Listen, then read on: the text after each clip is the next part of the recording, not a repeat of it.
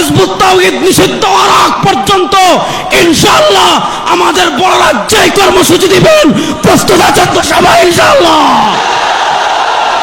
নারায়ে তাকবীর, নারায়ে তাকবীর। বক্তব্য নিয়ে আসছেন বাংলাদেশের যুবকদের আইডল, বাতিলের আতঙ্ক, জাতীয় উলামা মাশায়েখ আইম্মা পরিষদের মোহতারাম সেক্রেটারি হযরত মাওলানা মুফতি রেজাউল করিম আবরার, মুফতি রেজাউল করিম আবরার হাফিজাহুল্লাহ।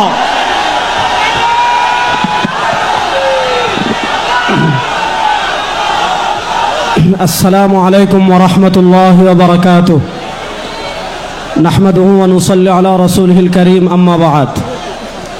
হেফাজতে ইসলাম বাংলাদেশের উদ্যোগে আয়োজিত হিজবুত তাওহীদ নিষিদ্ধের দাবিতে আজকের এই মহাসমাবেশের মোহতারাম সভাপতি, আমার অত্যন্ত শ্রদ্ধেয় বাংলাদেশের বরেণ্য আলোচক হাকিমুন নাফস আল্লামা মুশতাকুন নবী কাসিম হাফিজাল্লাহ আমাকে বলেছেন যে আমার সময় হলো আনলিমিটেড। তো আমি তো মুরব্বীরা এখানে উপস্থিত হয়েছেন, আনলিমিটেড কথা বলবো না, আমি ৫-৭ মিনিটের ভিতর আমার আলোচনা শেষ করব। যেই সংগঠন নিয়ে আমরা কথা বলছি সে সংগঠন হলো হিজবুত তাওহীদ। হিজবুত তাওহীদ মূলত হলো একটা ফটোকপি। এই ফটোকপিটা আসছে পাকিস্তানের এনায়েতুল্লাহ মাশরিকির তাহরিকে খাকসার থেকে। এনায়েতুল্লাহ মাশরিকি যখন তাহরিকে খাকসার প্রতিষ্ঠা করেন, তাহরিকে খাকসার প্রতিষ্ঠা করার পর এনায়েতুল্লাহ মাশরিকি কিছু কিতাব লিখে, আত-তাযকিরা লিখেছে, তার একটা কিতাব আমাদের কাছে আছে। মৌলবী কা গলত মজহব একটা কিতাব, আরও অসংখ্য কিতাব লিখেছে। যেই কিতাবের পাতায় পাতায় পাতায় পাতায় পাতায় পাতায় কোরআন বিরোধী, ইসলাম বিরোধী, দিন বিরোধী, শরিয়া বিরোধী কথা ছিল। আমাদের আকাবিরে দেওবন্দের অন্যতম মুফতি মোহাম্মদ শফি রাহিমাহুল্লাহ তার সকল কুফরি বিষয়গুলো জমা করে এনায়েতুল্লাহ মাশরিকির কাছে চিঠি লিখেছিলেন যে তোমার এই বক্তব্যগুলো তুমি ব্যাখ্যা করো অথবা তুমি এই শিরিক কুফরি বক্তব্যগুলো থেকে প্রত্যাহার করো। এনায়েতুল্লাহ মাশরিকি তখন প্রত্যাহারও করেনি, ভুলও স্বীকার করেনি। সে বলেছে আমি যা বলেছি তা সঠিক বলেছি। তখন জমিয়তে উলামায়ে হিন্দের একটা কনফারেন্স হয়েছিল। সেই কনফারেন্সে ইমামুল আসর আল্লামা আনোয়ার শাহ কাশ্মীরি রহিমাহুল্লাহ ছিলেন। কাশ্মীরি রহিমাহুল্লাহ ফতোয়া দিয়েছেন। শেখুল আরবি ওয়াল আজম সৈয়দ হুসাইন আহমদ মাদানী রহিমাহুল্লাহ ফতোয়া দিয়েছেন। হাকিমুল উম্মত আল্লামা আশরাফ আলী থানভী রহিমাহুল্লাহ ফতোয়া দিয়েছেন। মুফতিউল হিন্দ মুফতি কিফায়াতুল্লাহ রহিমাহুল্লাহ ফতোয়া দিয়েছেন। শুধু দেওবন্দি গণনার আলেমরা না, বেরলভী গণনার আলেমরা ফতোয়া প্রকাশ করেছিলেন। শুধু বেরলভী গণনা না, আফগানিস্তানের উলামায়ে কেরাম ফতোয়া প্রকাশ করেছিলেন। শুধু আফগানিস্তানের উলামায়ে কেরামের না, মিশরের উলামায়ে কেরামের কাছে এনায়েতুল্লাহ মাশরিকির বক্তব্যগুলো পেশ করা হয়েছিল। সারা পৃথিবীর উলামায়ে কেরাম ঐক্যবদ্ধ ফতোয়া দিয়েছিলেন যে এনায়েতুল্লাহ মাশরিকি যে বিষয়গুলো বলেছে, লিখেছে, এই বিষয়গুলো যারা বিশ্বাস করবে, ধারণ করবে, ইসলামে থাকার কোনো সুযোগ নাই, সাথে সাথে ইসলাম থেকে বের হয়ে যাবে। ওই এনায়েতুল্লাহ মাশরিকির শিষ্য ছিল বাজিদ খান পন্নী। তো বাজিদ খান পন্নী তার নিজের কোনো গবেষণা নেই। সে কি করেছে, ওই এনায়েতুল্লাহ মাশরিকির আত-তাযকিরা থেকে, এনায়েতুল্লাহ মাশরিকির মৌলবী কা গলত মাযহাব, এ সকল বই থেকে কপি পেস্ট করে সে যা বই লিখেছে এগুলাই যোগ করেছে। আমি 2-4টা প্রথমে আকীদা বলি, তারপর হিজবুত তাওহীদকে নিষিদ্ধ করার কথা কেন সেটার একটা যুক্তি দিয়ে আমি আলোচনা শেষ করব। হিজবুত তাওহীদের সবচেয়ে ভয়ঙ্কর যে জঘন্য আকীদা সেটা হলো, হিজবুত তাওহীদের কথা হলো রাসূলুল্লাহ ইসলামের ইন্তেকালের 60-70 বছর পরে পৃথিবীতে ইসলাম বিকৃত হয়ে গিয়েছিল। ইসলাম বলে পৃথিবীতে 1400 বছর আর কিছু ছিল না। মুমিন মুসলিম বলে পৃথিবীতে আর কেউ ছিল না। ওই 1400 বছরে যা ছিল সব নকল ইসলাম। আর 1400 বছর পরে ইলহামের মাধ্যমে, মুজিজার মাধ্যমে বাজিদ খান পন্নী ওই মরা ইসলামকে আবার জিন্দা করছে। দেখেন, আমার কাছে একটা বই আছে। এ বইয়ের নাম হলো ইসলামের প্রকৃত রূপরেখা। এ বই লিখেছেন ইমামুজ্জামান বাজিদ খান পন্নী। এ বই থেকে 48 নম্বর পৃষ্ঠা থেকে আমি একটা বক্তব্য পড়ে শোনাই আপনাদের। এই বইয়ের 48 নম্বর পৃষ্ঠায় আপনার এনায়েতুল্লাহ বাজিদ খান পন্নী লিখেছেন, দুর্ভাগ্যবশত বিশ্বনবীর ওফাতের 60-70 বছর পর ইবলিস এই উম্মার আকীদায় বিকৃতি ঢুকিয়ে দিতে সমর্থ হলো, যার ফলে এই জাতি আল্লাহর রাস্তায় জিহাদ ও 5 দফা কর্মসূচি দুটোই ত্যাগ করে ইসলাম ও উম্মতে মুহাম্মদী দুটো থেকেই বহিষ্কৃত হয়ে গেল। অর্থাৎ রাসূলুল্লাহ সাল্লাল্লাহু আলাইহি ওয়াসাল্লামের ইন্তেকালের 60-70 বছর পর পর্যন্ত যারা ছিল তারা মোমেন মুসলিম ছিল।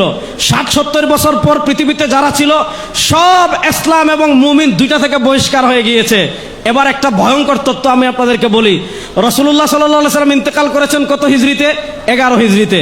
আর বাইজিদ খান পন্নীর ভাষ্যমতে 60-70 বছর পর্যন্ত ইসলাম ছিল।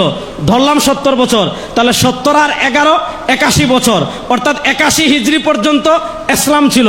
81 হিজরির পরে ইসলামও ছিল না, মুমিনও ছিল না, মুসলিমও ছিল না। 81 হিজরির পরে যারা সব কাফের। এবার আসেন 81 হিজরি থেকে 110 হিজরি পর্যন্ত সর্বশেষ সাহাবী ইন্তেকাল করেছিলেন কত হিজরিতে? 110 হিজরিতে।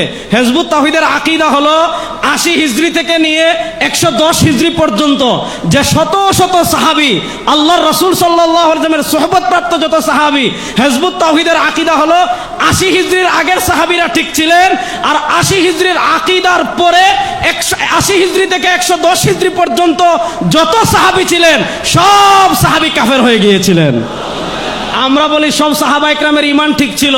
যারা বলবে সাহাবা একরাম কাফের হয়ে গিয়েছিলেন, আসলে তাদের জন্মে সমস্যা, অন্য কোনো সমস্যা না।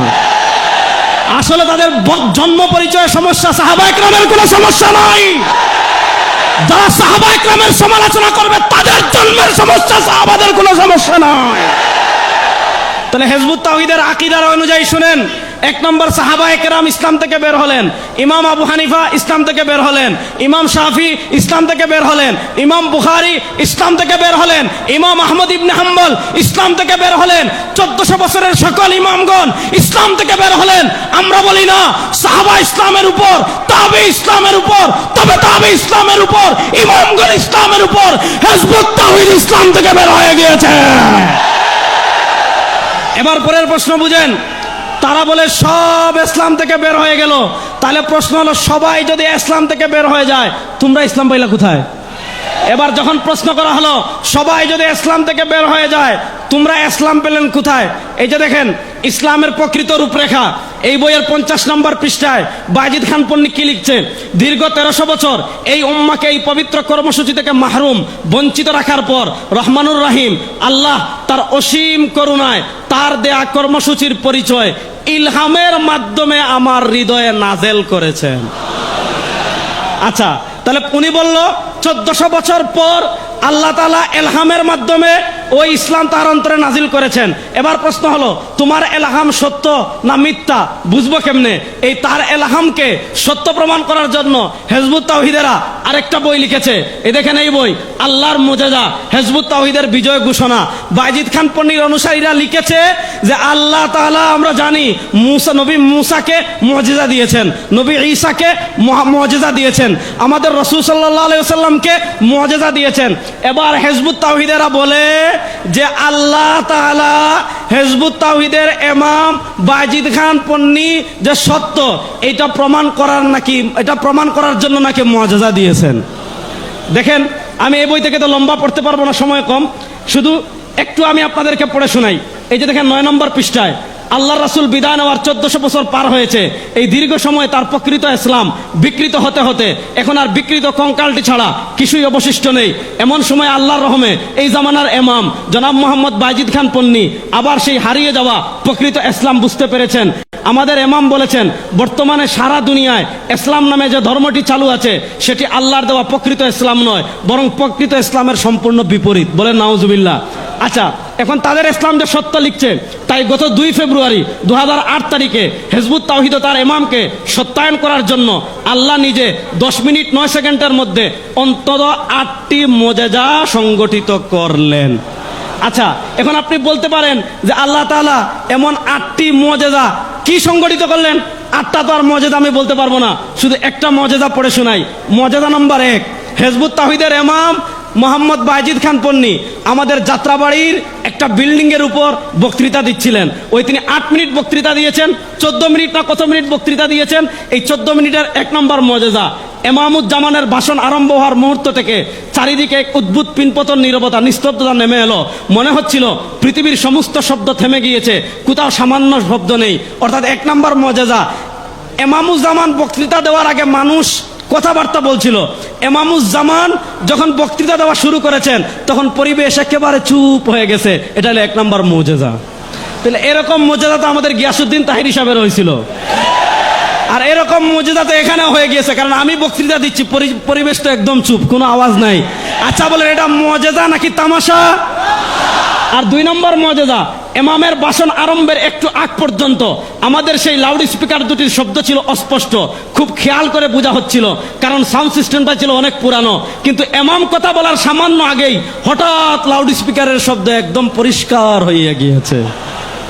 আচ্ছা বলেন, এগুলাকে মুজিজা না তামাশা? আচ্ছা এখানে আপনারা বলেন, মুজিজা আসে কার উপর? নবীদের উপর। দুনিয়ার কোন মানুষ, শুনেন, দুনিয়ার যত বড় বলি, তিনি যদি বলে আমার উপর মুজিজা আসছে, যদি কোনো মানুষ নবী ছাড়া অন্য কেউ মুজিজা দাবি করে, আপনারা ফতোয়া দেন সে মুসলমান না কাফের?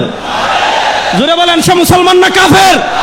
তাহলে এবার বলেন যে হিজবুত তাওহীদ বলল আল্লাহর পক্ষ থেকে মুজিজা আসছে, নবী ছাড়া যাদের উপর মুজিজা আছে এরা মুসলমান থাকতে পারে না, ইসলামের সীমায় থাকতে পারে না। এবার আসেন আমি শেষ পয়েন্টে 2টা কথা বলে বিদায় নেব। বাংলাদেশে তো কাফেরদের অনেক সংগঠন আছে, আমরা তো ইহুদিদেরকে নিষিদ্ধ করার কথা বলি না। ইহুদিরা তাদের ধর্ম তাদের মতো পালন করবে, খ্রিস্টানরা তাদের ধর্ম তাদের মতো পালন করে। আমরা কাদিয়ানীদেরকে কাফের ঘোষণার কথা বলি, আর হিজবুত তাওহীদকে নিষিদ্ধ করার কথা বলি। হিজবুত তাওহীদকে নিষিদ্ধ করার কথা কেন বলি? কারণ হিজবুত তাওহীদ হলো জঙ্গি সংগঠন। আমি বাংলাদেশের মাননীয় প্রধানমন্ত্রী তারেক রহমান সাহেব আপনার দৃষ্টি আকর্ষণ করছি, হিজবুত তাওহীদের ফতোয়া অনুযায়ী আপনিও মুসলিম না। আমাদের মাননীয় স্বরাষ্ট্রমন্ত্রী আপনার দৃষ্টি আকর্ষণ করছি, হিজবুত তাওহীদের ফতোয়া অনুযায়ী আপনিও মুমিন না। আমাদের এমপি সাহেব এখানে বসে আছেন, কোথায় আসছিলেন আমি শুনেছিলাম, হিজবুত তাওহীদের ফতোয়া অনুযায়ী উনিও মুসলিম না। আমাদের নোয়াখালীর ডিসি তিনিও মুসলিম না। হিজবুত তাওহীদের ফতোয়া অনুযায়ী বাংলাদেশের আইন শৃঙ্খলা বাহিনীর কেউ মুসলিম না, সবাই কাফের। বলবেন হুজুর এটা কেন বললেন? এই যে দেখেন, এই বইয়ের নাম ইসলামের প্রকৃত সালা। ইসলামের প্রকৃত সালা, এই বই থেকে আমি একটা বক্তব্য পড়ে শোনাই। এই বইয়ের 16 নম্বর পৃষ্ঠায় বাজিদ খান পন্নী লিখেছে, মুমিনের সংজ্ঞা, অর্থাৎ মুমিন হওয়ার জন্য শর্তের মধ্যেই আল্লাহ ইমানের সঙ্গে জিহাদ অন্তর্ভুক্ত করেছেন। কারণ দিন প্রতিষ্ঠার প্রক্রিয়ার নীতি হিসাবে তিনি জিহাদকে, কেতালকে, সশস্ত্র সংগ্রাম নির্ধারণ করে দিয়েছেন। জিহাদ ত্যাগ করলে মুমিনের সংজ্ঞার মধ্যেই থাকা যায় না, আর মুমিনের সংজ্ঞার মধ্যে না থাকলে অবশ্যই হয় মুশরিক কিংবা কাফের। অর্থাৎ বাজিদ খান পন্নী বলেছে, যারা জিহাদ করে না তারা কাফের, তারা মুমিনই না। এই বাজিদ খান পন্নীর ফতোয়া অনুযায়ী সবার আগে কাফের হইল ইমামুজ্জামান সেলিম। কারণ আপনারা বলেন, সেলিম কোথাও জিহাদ করেছে? সেলিমের বউ কোথাও জিহাদ করেছে? হিজবুত তাওহীদের কোন সদস্য কোথাও জিহাদ করেছে? তাহলে প্রশ্ন হলো, যারা বলে জিহাদ না করলে কাফের, এই ফতোয়া অনুযায়ী আমাদের প্রধানমন্ত্রী কাফের, আমাদের স্বরাষ্ট্রমন্ত্রী কাফের। হিজবুত তাওহীদের ফতোয়া অনুযায়ী বাংলাদেশের প্রশাসনের সব লোক কাফের। প্রশ্ন হলো, জামায়াতুল আনসার, আপনি যদি জেএমবিকে নিষিদ্ধ করেন, হরকতকে নিষিদ্ধ করেন, জঙ্গি সংগঠনের নামে বিভিন্ন সংগঠনকে নিষিদ্ধ করেন, প্রশ্ন হলো হিজবুত তাওহীদের মতো উগ্রবাদী সংগঠনকে কেন নিষিদ্ধ করা হবে না? হিজবুত তাওহীদকে নিষিদ্ধ করতেই হবে। শোনেন মাননীয় প্রধানমন্ত্রী, 2024-এর জুলাই আগস্টের বিপ্লব হয় নাই হিজবুত তাওহীদের আস্ফালন দেখার জন্য। 2024-এর জুলাই আগস্টের বিপ্লবে আমরা সামনে ছিলাম। আজকে আমরা পরিষ্কার, শুনেন, সমুদ্রে যখন ঝড় আসে সবার আগে আবহাওয়া অধিদপ্তর 1 নম্বর সিগন্যাল দেয়, তারপর যখন আরেকটু ঘনায় সিগন্যাল 2 নম্বর আসে, তারপর 3 নম্বর সিগন্যাল আসে, তারপরে 7 নম্বর সিগন্যাল আসে, তারপর আসে ঘূর্ণিঝড়। আমরা বাংলাদেশের সরকারকে বলবো, ট্রান্সজেন্ডার বিয়ের নামে তামাশা বাংলাদেশে বন্ধ করতে হবে, হিজবুত তাওহীদের আস্ফালন বাংলাদেশে বন্ধ করতে হবে, কাদিয়ানীদের আস্ফালন বাংলাদেশে বন্ধ করতে হবে, সাহাবা সমালোচকদের আস্ফালন বাংলাদেশে বন্ধ করতে হবে। আল্লামা আহমদ শফী দুনিয়াতে নাই, আল্লামা মুহিবুল্লাহ বাবুনগরী দুনিয়াতে আছেন। আল্লামা জুনায়েদ বাবুনগরী নয়, তার উত্তরসূরিরা এখনো বাংলাদেশে আছে। আজকে নোয়াখালীতে আল্লামা মুশতাকুন নবী সহ নোয়াখালীর উলামা ইকরামের নেতৃত্বে সিগন্যাল নাম্বার 1, তারপরে আসবে সিগন্যাল নাম্বার 2, তারপর আসবে ইনশাআল্লাহ ঘূর্ণিঝড়। হিজবুত তাওহীদ নিষিদ্ধ হওয়ার আগ পর্যন্ত ইনশাআল্লাহ আমাদের বড়রা যে কর্মসূচি দিবেন প্রস্তুত আছেন তো সবাই ইনশাআল্লাহ? নারায়ে তাকবীর, নারায়ে তাকবীর। আসসালামু আলাইকুম।